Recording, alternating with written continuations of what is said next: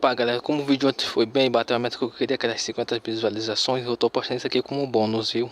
Deu um trabalhozinho pra editar, mas eu acho que ficou bacana, então agora fiquem com o vídeo. Em uma cidade na Terra, claro que tem que ser na Terra, né? Do jeito, o nosso patrão tá jogando algum jogo que eu não sei qual é ainda, né? Depois disso, nos mostra que o jogo parece que é o LoL mesmo. Pelo jeito, o patrão já tá jogando já a noite inteira, que ele tá bastante cansado com isso. Se não fosse a mídia acabando com a imagem dele, tinha se tornado um jogador de LoL profissional. Resumindo, os patrões já trabalham no interior já faz tempo, ele não tem amigos, então ele vive a noite inteira jogando LoL. Resumindo, é isso. Em seus pensamentos, ele pensa que ele desenha e joga o dia inteiro. Rapaz, quem vida boa não tem que trabalhar. Ainda acha ruim, se ele quiser trocar comigo, eu aceito. Então, depois disso, ele decide que vai tirar uma soneca. Mas ao acordar, ele percebe que tem coisa errada com o seu quarto, que ele não tá reconhecendo o teto. Ao despertar de vez, ele percebe que tem uma mulher com chifres na frente dele. Então, ele pergunta pra Samuel o que ela tá fazendo na casa dele. Então, ela chama ele de idiota, que esse lugar aí não é a casa dele. Então, ele acaba se perguntando onde é esse lugar, ou se ele tá alucinando, coisa do tipo. Então, ele acaba dando 2 tapas nas suas bochechas pra ver se tá alucinando ou não, porque isso aí parece bem real para ele.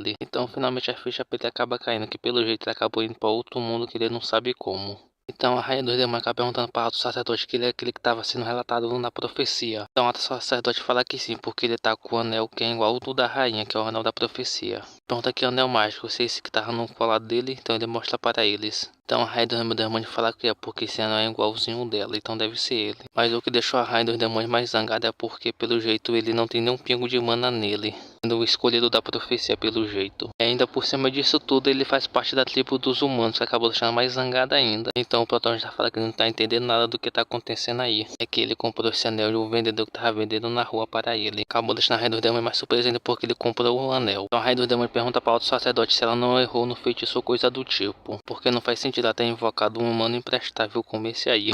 Então a alta sacerdote fala que o feitiço foi feito totalmente certo, que não teve nenhum erro. E é esse humano patético que salvará a vida da tribo do rei dos demônios. Então o Platão já tá perguntando quem são eles, o que tá acontecendo nesse lugar. Então o rei dos demônios fala, você bem, humano lixo. Então ela fala que ela é a 7ª descendente da tribo dos demônios, Isabela Rosa. Eu acho que é assim que se chama, né? Então a Isabela fala que elas iam assinar um acordo de paz com a tribo dos humanos. Mas ela não conseguiu assinar porque ela foi traída pelo um dos demônios do lado dela. Esse demônio fez um pacto com alguém da tribo dos humanos. Então a Isabela fala que ela conseguiu sobreviver por pouco, porque alguns dos cavaleiros dela conseguiram se sacrificar para salvar ela. Ela fala que alguns têm capacidade de me proteger, eles foram os que me protegeram. Então no seu transportamento, nosso personagem finalmente entende o que está acontecendo com ele, que ele foi transportado para um mundo de fantasia. É onde ele tem que salvar esse mundo e vai conseguir conquistar 10/10 desse mundo. Acaba deixando ele bastante animado com isso tudo, né? Então ele pergunta para a Isabela se ela podia se esconder em alguma montanha ou coisa do tipo. Então ela fala que os humanos não vão deixar ela escapar, que eles conseguiram chegar aí por pouco. Então uma das garras da rainha fala que estavam dependendo bastante do escolhido. Mas no final das contas esse escolhido acabou decepcionando porque ele é um inútil lixo. Então a Isabela começa a passar mal, que acaba deixando todo mundo preocupado por causa disso. Então a Isabela fala que consegue sentir a sua aura desaparecendo e com isso tudo ela acaba dando um grito. Então depois disso parece que sua forma demoníaca começou a sumir e pelo jeito ela começou a assumir a forma humana. Acaba deixando todo mundo surpreso porque ela tá assumindo a forma humana. Quem ficou mais surpreso foi o protagonista, porque ele tava de cara quando ela tá assumindo a forma humana. Então ele viu tudinho dela, né? Então a Isabela acaba não entendendo porque o corpo dela ficou desse jeito. Então a alta sacerdote fala porque a alta dela acabou sendo reduzida. Esse é provavelmente o motivo porque o seu corpo ficou desse jeito. A Isabela pergunta como ela vai aparecer diante do seu povo com essa forma humana. Então as guarda-costas da rainha fala que o motivo de tudo foi culpa desse humano que eles invocaram. Então pelo jeito ela quer dar um fim na vida dele, né?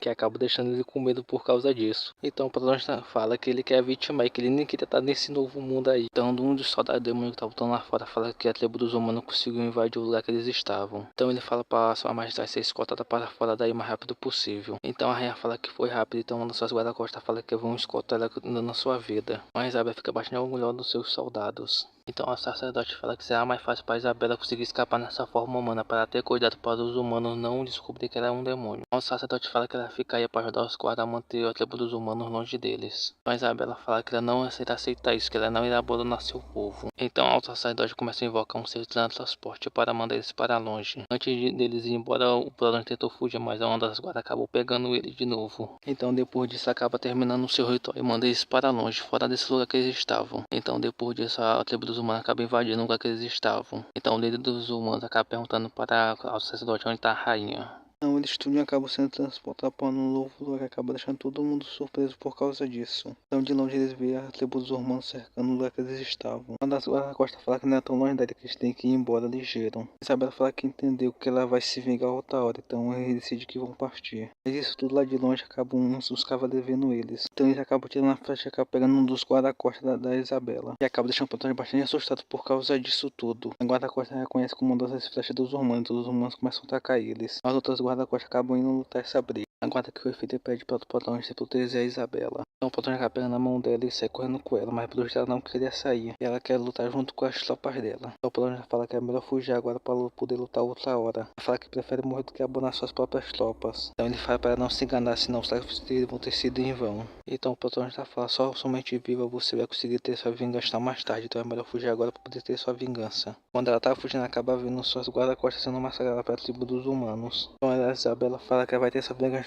custar. Mas antes de conseguir fugir, outro da tribo dos humanos acaba impedindo eles. Então depois de chegar mais dois para impedir a sua fuga. Então os soldados acabam pensando que eles podem ser escravos da tribo dos demônios. Então a Isabela solta a mão do Plutônio e corre para cima de um deles para dar um soco. Vai chamando de animais por ter matado suas guarda-costas. Antes de tudo, ela faz uma besteira, o Plutônio já vai e consegue segurar ela por trás. Disso ele acaba contando alguma mentirazinha. Um dos cavaleiros fala que a tribo do demônio costuma fazer lavagem cerebral com os humanos que eles capturam, atacar sua própria espécie. Então outro cavaleiro fala que eles podem ser considerados soldados dos demônios. Fica se perguntando quando a cabeça desses dois podem valer para todos. Então o terceiro cavaleiro fala que não dá a mínima aparência, se estão ligados com a tribo dos demônios, então ele merece morrer. Então nos seus pensamentos o Plutônio percebe que esse cara está disposto a matar sua própria espécie. Então o Plutônio acaba baixando a cabeça da Isabela e a dele, falando que não sofreu lavagem cerebral não, que estavam enganados. A Isabela vem sofrendo de assédio dos demônios desde pequena, que está com trauma na cabeça dela. Ele fala que eles têm vindo de escravo dos demônios há muito tempo, que ele só quer ir embora desse lugar logo. Então a Isabela acaba ficando com raiva porque ele tá fazendo da realeza se ajoelhar perante a um humano. Então o Plutônio já fala para de falar de respeito quando você não consegue nem desvencilhar de mim no seu estado atual que você está agora. O Plutônio pede para ela calar a boca pelo menos uma vez na vida para ele conseguir sair vivo dessa situação que eles estão. Então também o Plutônio já fala, você só poderia ter a sua vingança se você conseguir sair vivo dessa situação primeiro. Então o Plutônio fala pro cavaleiro que o trauma dela foi tão severo que ela acha que é a rainha dos demônios. Então o cavaleiro fala que não se importa com o passado deles, que ele vai descer a ferro neles mesmo. Mas antes de tudo o Plutônio pede para deixar eles ir, mas o outro não quer nem escutar, ele vai em direção dele com a espada. Então o terceiro cavaleiro se aproxima para descer o aço neles. Mas antes de acertar a espada no protagonista na Isabela, alguém manda eles ficar parados. Então os três caras ficam se perguntando se um cavaleiro do lado deles ou não. Se descobrir que eles não estão na linha de frente, eles vão ser punidos. Mas antes disso tudo, um dos cavaleiros acaba reconhecendo que não faz parte do esquadrão deles, mas sim do esquadrão dos dragões brancos. Um dos cavaleiros fala que eles fazem parte do esquadrão dos dragões vermelhos. Ele pergunta para o esquadrão dos dragões brancos se estão lá para dar suporte para eles. Então o líder dos dragões brancos fala que ouviu tudo que eles disseram. O líder dos dragões brancos fala para eles sair dali e encontrar o líder deles. Eu farei de conta que eu não vi vocês aqui. Os cavaleiros lá tentam tirar sarro dos esquadrões brancos, falam que não tem tanta autoridade como o esquadrão vermelho. Então depois disso o líder dos esquadrões brancos acaba sacando sua espada e apontando para esse cara. Então, o líder dos esquadrões brancos fala que já que ele é o líder do esquadrão branco, ele não possui nenhuma autoridade sobre ele, que é o líder. Então o líder do esquadrão branco fala, não importa em qual esquadrão você esteja, eu tenho permissão para executar em vocês todos. O cavaleiro fala que entendeu que irá sair daí imediatamente.